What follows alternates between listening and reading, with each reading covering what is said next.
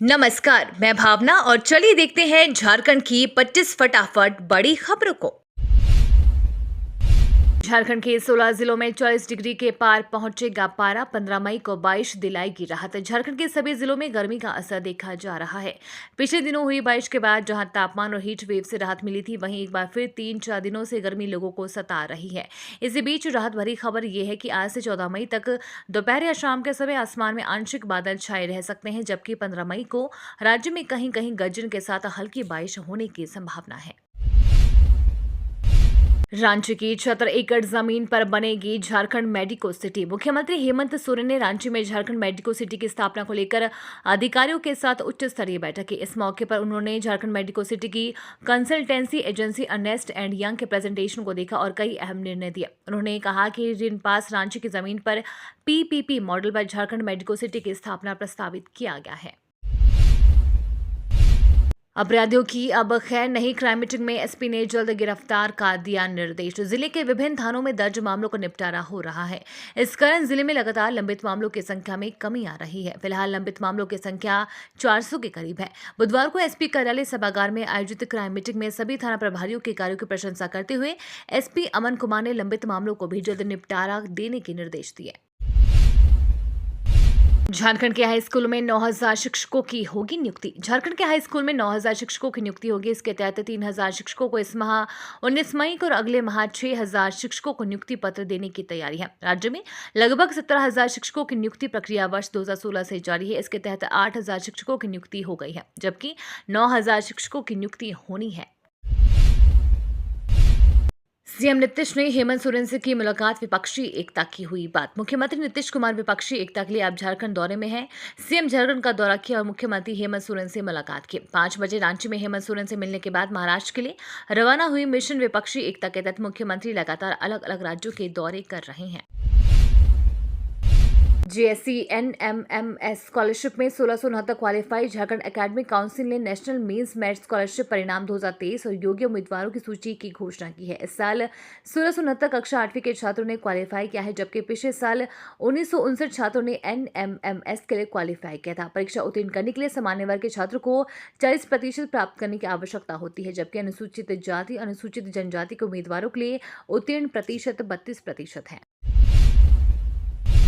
रांची पहुंचे मणिपुर में फंसे झारखंड के 21 बच्चे, कहा हॉस्टल में पानी तक की हो गई थी किल्लत। मणिपुर में भड़की हिंसा के बीच वहां फंसे झारखंड के 21 छात्रों को सकुशल रांची लाया गया। झारखंड सरकार की पहल पर यह संभव हो सका। वापस आए सभी छात्र मणिपुर के अलग अलग यूनिवर्सिटी जैसे आईआईटी मणिपुर, केंद्रीय विश्वविद्यालय, स्पोर्ट्स यूनिवर्सिटी, राष्ट्रीय प्रौद्योगिकी संस्थान में हॉस्टल में रहकर पढ़ाई कर रहे थे। पहले ही छात्रों को मणिपुर से हवाई मार्ग से पटना लाया गया, फिर वहां से एसी बस के द्वारा रांची पहुंचाया गया। बिहार और झारखंड के यात्रियों को तोहफा, इन ट्रेनों के बढ़ाए गए स्टॉपेज। भारतीय रेलवे अपने यात्रियों की सुविधाओं का खास ख्याल रखता है। इसके लिए रेलवे सिस्टम में तमाम तकनीकी बदलाव किए जा रहे हैं। विभिन्न स्टेशन और प्लेटफॉर्म हाईटेक किए जा रहे हैं। नई और हाई स्पीड ट्रेनें चलाई जा रही है।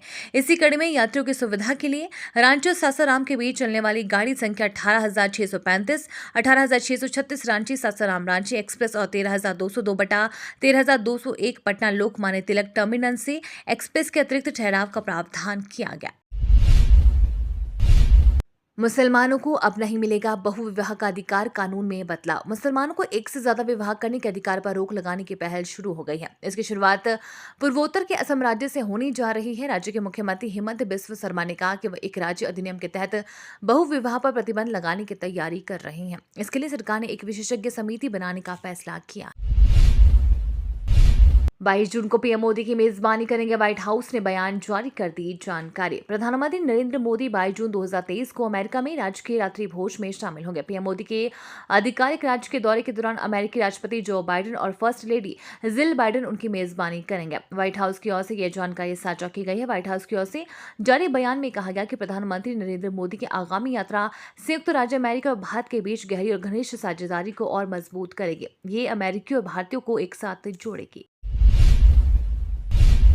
भारत में पहली बार ड्रोन से हुआ ब्लड पैकेट की डिलीवरी का सफल ट्रायल। परिवहन के पारंपरिक तरीकों दरकिनार पर ड्रोन के जरिए अब ब्लड की डिलीवरी संभव हो सकेगी। जी हां, भारत में पहली बार ड्रोन के जरिए ब्लड की डिलीवरी करने का सफल ट्रायल किया गया। ड्रोन की मदद से भारत में अब ब्लड को एक स्थान से दूसरे स्थान पर भेजा जा सकेगा। स्वास्थ्य सेवा में आपातकालीन समय के दौरान ड्रोन की मदद से न केवल टीके और दवाएं एक स्थान से दूसरे स्थान भेजी जा सकेंगी, बल्कि कम समय में जरूरतमंदों तक दवाइयां और ब्लड पहुंचाया जा सकेगा। वहीं इस सुविधा के बाद भीषण जाम और ट्रैफिक से भी राहत मिलेगी। हेमंत सोरेन ने 107 सहायक वकीलों को नियुक्ति पत्र दिया। झारखंड के मुख्यमंत्री हेमंत सोरेन ने बुधवार को 107 सरकारी सहायक वकीलों को नियुक्ति पत्र सौंपा। मुख्यमंत्री ने सहायक लोक अभियोजकों को नियुक्ति पत्र सौंपने के बाद कहा कि आप लोगों को स्थानीय भाषा सीखनी चाहिए ताकि लोगों को न्याय दिलाने में मदद मिल सके। राजधानी रांची के धुर्वा स्थित प्रोजेक्ट भवन में एपीपी को नियुक्ति पत्र सौंपने के बाद सीएम उन्हें संबोधित कर रहे थे। झारखंड में खुले 80 उत्कृष्ट विद्यालय, ऐसे लोगों को ही मिलेगी नौकरी। झारखंड में शैक्षणिक माहौल बनाने के लिए उत्कृष्ट विद्यालय के रूप में सरकार ने बड़ा कदम उठाया है। राज्य में 80 उत्कृष्ट विद्यालयों की शुरुआत की गई है। इसमें पूर्वी सिंहभूम में 3 स्कूल शामिल हैं। सभी विद्यालय से बीएसई से मान्यता प्राप्त है। स्कूली शिक्षा एवं साक्षरता विभाग इन विद्यालयों में अंग्रेजी माध्यम से पढ़ाई करने वाले, अंग्रेजी माध्यम स्कूल में पढ़ाने का अनुभव रखने वाले शिक्षकों को पदस्थापित करेगा। इसे सूचीबद्ध किया जा रहा है। 15 मई से 10 जून तक भाजपा चलाएगी आजीवन सहयोग निधि अभियान। भाजपा 15 मई से 10 जून तक आजीवन सहयोग निधि अभियान चलाएगी। हरमू स्थित भाजपा कार्यालय में प्रदेश अध्यक्ष दीपक प्रकाश की अध्यक्षता में हुई बैठक में यह फैसला लिया गया। दीपक प्रकाश ने कहा कि संगठन के लिए धन संग्रह के लिए आजीवन सहयोग निधि अभियान चलाया जाता है। इस अभियान से पार्टी का संपर्क और सामाजिक जुड़ाव बढ़ता है। सहयोग निधि दाताओं के मन में राष्ट्र सेवा के लिए समर्पण का भाव और मजबूत होता है। गुमला शहर में अतिक्रमण पर चला बुलडोजर, 1 दर्जन दुकानें ध्वस्त। गुमला प्रशासन ने अतिक्रमण पर बुलडोजर चलाया। उपायुक्त सुशांत गौरव के निर्देश पर एसडीओ सदर रवि जैन, प्रशिक्षु आईएएस आशीष गंगवार, नपईओ संजय कुमार, सीओ कुशल में केनेथ मुंडू, एसडीपीओ मनीचंद्र लाल व थानेदार विनोद कुमार के नेतृत्व में अतिक्रमण हटाओ अभियान गुमला शहर में चला। प्रशासनिक टीम द्वारा अचानक से चलाए गए अतिक्रमण हटाओ अभियान से सड़कों के किनारे फुटपाथ पर दुकान लगाने वाले दुकानों में हड़कंप का माहौल रहा। कर्नाटक में वोटिंग खत्म। शाम 5 बजे तक 65.69% हुआ मतदान। कर्नाटक विधानसभा की 224 सीटों पर सुबह 7 बजे से मतदान हुआ। कड़ी सुरक्षा के बीच 58,545 मतदान केंद्र पर वोटिंग हुई। चुनाव आयोग के अनुसार कर्नाटक में दोपहर 3 बजे तक 52.03% हुआ। इससे पहले कर्नाटक में दोपहर 1 बजे तक 37.25% मतदान हुआ था, जबकि सुबह 11 बजे तक 20.99 और सुबह 9 बजे तक 8.26% मतदान हुआ था। भारत और पाकिस्तान वनडे वर्ल्ड कप में होंगे आमने सामने। इंडियन फैंस को भारत और पाकिस्तान के बीच क्रिकेट मुकाबला देखने को मिलेगा। फैंस इन दोनों ही टीमों के बीच मैच का बड़ी बेसब्री से इंतजार कर रहे थे। पिछले साल भी इन दोनों ही टीमों के बीच 3 मुकाबले खेले गए थे। वहीं आगे ये दोनों ही चिर प्रतिद्वंदी टीमें वर्ल्ड कप और एशिया कप में एक दूसरे के सामने होंगी।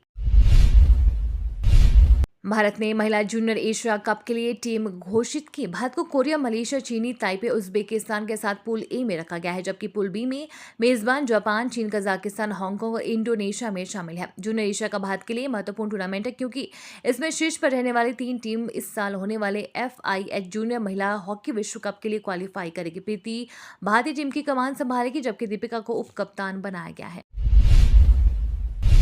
अस्थिर पाकिस्तान भारत के लिए खतरनाक, बोले फारूक अब्दुल्ला। पाकिस्तान के पूर्व प्रधानमंत्री इमरान खान की गिरफ्तारी के बाद से वहां हिंसक प्रदर्शन हो रहे हैं। पूरे देश में अस्थिरता की स्थिति बरकरार है। स्कूलों को अगले आदेश तक बंद किया गया है। इस बीच जम्मू कश्मीर के पूर्व मुख्यमंत्री और नेशनल कॉन्फ्रेंस अध्यक्ष फारूक अब्दुल्ला का बड़ा बयान सामने आया है। उन्होंने कहा कि आज़ादी के बाद से पाकिस्तान का कपटी इतिहास रहा है, लेकिन पाकिस्तान में स्थिरता भारत के लिहाज से काफी जरूरी है। साइक्लोन मोर्चा का झारखंड में कितना होगा असर, जानिए क्या कहते हैं मौसम वैज्ञानिक। मौसम विभाग के अनुसार खाड़ी में बनने वाले चक्रवाती तूफान से अगले 3 से 4 दिनों के दौरान राजधानी समेत झारखंड के प्रभावित होने या फिर बारिश होने की उम्मीद नहीं है। इस दौरान अधिकतम तापमान का मौजूदा ट्रेंड जारी रहेगा। मध्य खाड़ी से ये उत्तर पूर्व की दिशा में बढ़कर आगे बांग्लादेश और म्यांमार तट से टकराकर आगे बढ़ जाएगा। इससे राजधानी समेत झारखंड पर इसका असर कम हो जाएगा। मध्य खाड़ी से उत्तर पूर्व की दिशा में बढ़कर आगे बांग्लादेश और म्यांमार तट से टकराकर आगे बढ़ जाएगा। इससे राजधानी समेत झारखंड पर इसका असर कम हो जाएगा। ट्रेनिंग पर जाएंगे झारखंड कैडर के 6 आईपीएस। झारखंड कैडर के 6 आईपीएस अधिकारी मिड टर्म ट्रेनिंग के लिए हैदराबाद जाएंगे। ट्रेनिंग 15 मई से शुरू होगी, जो 3 सप्ताह तक चलेगी। ट्रेनिंग पर जाने वालों में आईजी अभियान हेवी होमकर, डीआईजी जैब Sunil Bhaskar, DIG CID M Tamilvanan, DIG क्रामिक विजयलक्ष्मी, डीआईजी एसीबी शैलेंद्र सिन्हा और जैब 2 के कमांडेंट इंद्रजीत महता का नाम शामिल है। बुरे फंसे पाकिस्तान के पूर्व पीएम इमरान खान तोशा खाना केस में दोषी करार। पाकिस्तान के पूर्व पीएम इमरान खान की मुश्किलें बढ़ती जा रही है। कोर्ट ने तोशा खाना मामले में पाकिस्तान के पूर्व पीएम इमरान खान दोषी करार दिया है। उन्हें 8 दिन की रिमांड में भेजा गया है। पीएम के तौर पर गिफ्ट बेचने का आरोप लगा था, जिसमें कोर्ट में सुनवाई हुई और इमरान दोषी पाए गए। इस्लामाबाद जिला एवं सत्र न्यायालय में इस मामले में सुनवाई हुई और इमरान खान पर आरोप तय किए गए। कल अल कादिर ट्रस्ट मामले में इस्लामाबाद हाई कोर्ट के बाहर से उन्हें गिरफ्तार किया गया था। झारखंड कांग्रेस की कार्यकारी अध्यक्ष ने पार्टी लाइन से हटकर की ईडी की तारीफ। कांग्रेस के नेता जहां पूरे देश में ईडी की गतिविधियों पर सवाल उठाते हुए भाजपा के लिए काम करने का आरोप लगा रहे हैं, वहीं झारखंड कांग्रेस के कार्यकारी अध्यक्ष और पूर्व मंत्री बंधु तिर्की जमीन घोटालों को लेकर ईडी के कार्यों की प्रशंसा कर रही हैं। बंधु ने लगे हाथ राजनीतिक भेदभाव के बिना सभी जमीन घोटालों और दस्तावेजों में छेड़छाड़ की गहराई से जांच करने की मांग की है। आदिवासी समाज के बीच मजबूत पकड़ रखने वाली बंधु तिर्की की विधायकी एक मामले में सजा पाने के बाद चली गई थी।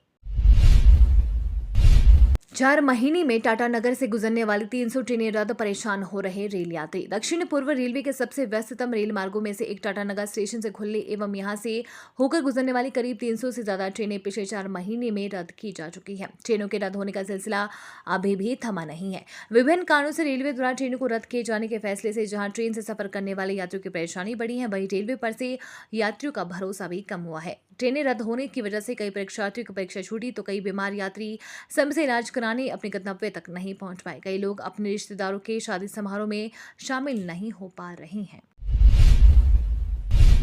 कॉल इंडिया को हुआ इस साल करीब 28,000 करोड़ का मुनाफा। कॉल उत्पादन में दुनिया की सबसे बड़ी कंपनी कही जाने वाली कॉल इंडिया लिमिटेड ने वित्तीय वर्ष 2022-23 में करीब 28,125 करोड़ रुपए का मुनाफा कमाया है। खबरों की माने तो 2021-22 में यही आंकड़ा मात्र 17,378 करोड़ रुपए था। ऐसे में कहा जा रहा है कि इस साल मुनाफे में करीब 62% यानी कि 10,746.52 करोड़ रुपए का उछाल देखने को मिला है। ये तो थी आज की बड़ी खबरें। अपने गांव या शहर की न्यूज देखने के लिए हमें कमेंट्स में जरूर बताएं कि आप न्यूज को कहां से देख रहे हैं।